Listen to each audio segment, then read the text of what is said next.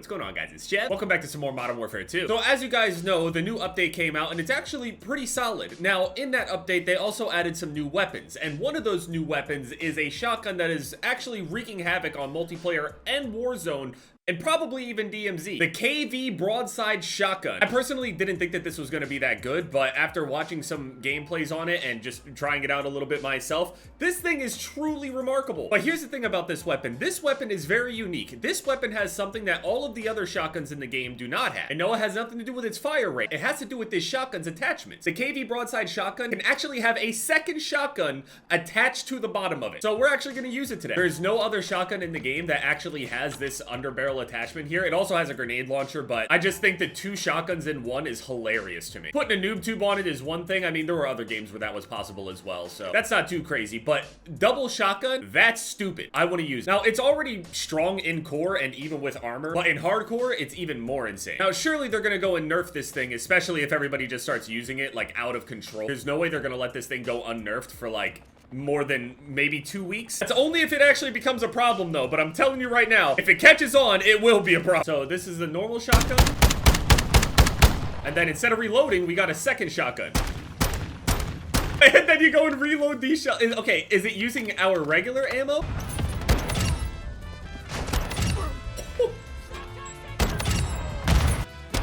I wonder if they even recognize that I'm swapping between the shotguns. So we woke up this morning hearing Digimon. It just started auto-playing into some Digimon episodes. Now, the thing about these underbarrel shotguns, the last game that I remember that I even used them in, or was even like notable in my head, was back onto the original Modern Warfare 2. I'm sure that there was somewhere else, I'm just not remembering, but they were terrible back on that. They were awful. Even if you were using it in hardcore, it was terrible. You're not getting a one-shot with it from more than like, what, 10 meters? Even in hardcore, it's bad. You were basically trolling if you were using that as an attachment. A lot more people chose the noob tube instead, clearly.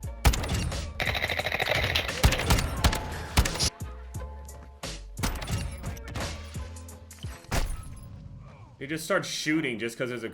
Okay. Just start throwing smokes literally in random locations. I can't believe this playlist is a thing, man. It's so awful. Why is this big-ass museum map in the same thing with Dome? I don't get it. They're not even close to the same kind of map. I'm not playing this map. I refuse. I'd rather waste my time than waste my time on that map. I used to really hate shotguns back when I was sniping a whole bunch, but realistically, shotguns are a lot like sniper rifles. I really do enjoy the one-shot experience on the game. Just the abrupt end is just like, I don't know. It hits so much better than every other kind of kill that you can get in the game that like, I don't even know how else to describe it. But one-shot kills are the most satisfying thing. Like headshots on Halo, for example, just blow through their entire shield.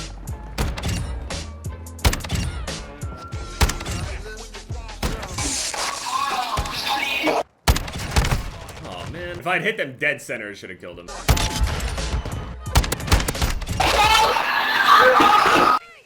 is that guy's mic?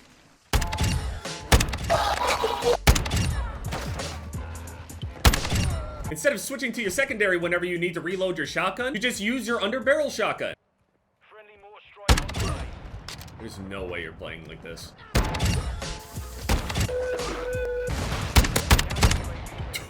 Look at that range! Underbarrel?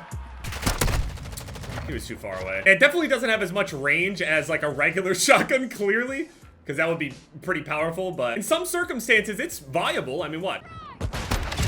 I mean, it's lethal in hardcore, at least. I mean, look, this guy's microphone. This dude has got to have the worst microphone I have ever heard in my life.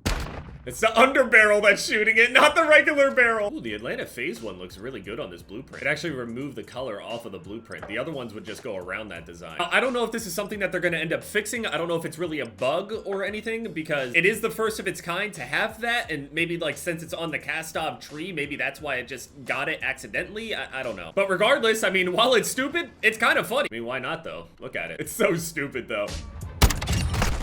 Whew, how many are there? They're just sitting in the food court? I should do that more often. I like eating in malls. Went from getting a kill on that guy to not even hitting the other dude, though. Alright. right? I don't know why this class has a Molotov and stuff on it, though. Smoke grenades, Molotov. I mean, smoke grenades, fine. Map just sucks. I'm just gonna back out. We're winning handedly, but it doesn't matter. It doesn't matter what flag we have him on. There's just no way to speed that map up as a solo player. I just can't do it. One of my teammates were sitting in the food court eating sushi. Another one is sitting there browsing galleries of art pieces. Another one is sightseeing off of the cliffside. What do I do? Even if we win, for what? Connects me to this lobby yet again. Why? Okay, wow.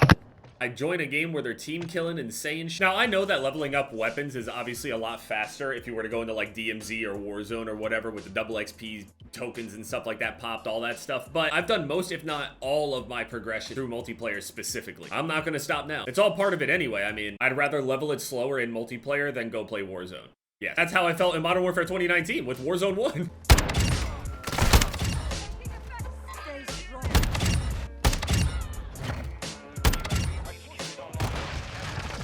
Did I die to that flash grenade? I did.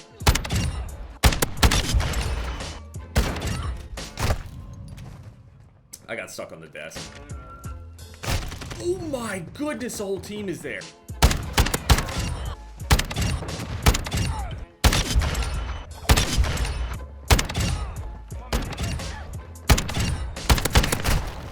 I haven't really played much of Ashika Island, mostly because there's no solos mode. If there was a solos, I would definitely try it out. They should definitely add that, like, really soon. Because Ashika, I think, is actually pretty good just from what I've seen, and I think it would actually play pretty good on solos. I think the pace is nice. The map is... there's some adjustments and stuff, but it's actually not bad. So please add solos, like, really, really soon. Like, within the next week, please. Don't do this thing where it's like, oh, well, now it's trios, now it's duos, and then you finally get no, please just give us solos, man. There are solo players out there. We don't just magically start playing with people. Solo Ashika, I'll play that out, try that out. Warzone looking a lot better, especially with the movement plate thing. Still just going in the right direction, not fixed or saved by any means, but going in the right direction. But yeah, the broadside shotgun, clearly overpowered, kind of an issue. We'll see how heavily it's used, but they're gonna have to nerf this like pretty quickly. I don't think we can wait until like Season 2 Reloaded patch. We'll see though. They probably would make us wait. Also, there's a fight card this weekend. It's Jessica Andrade versus Erin Blanchfield. This card is actually not really considered much of a banger at all. It's actually considered one of the weakest cards. The amount of people just making fun of this card for being just having not really much star power whatsoever. And it's no disrespect to any of the people on there. But again, like I've always been saying, these cards that always seem like they're not a big deal always end up being sleeper cards. They just always end up having some sort of crazy finishing rate, some sort of crazy over-the-top finish that happens. Surely, there's no way that they could have a card that has no star power, and then on top of that,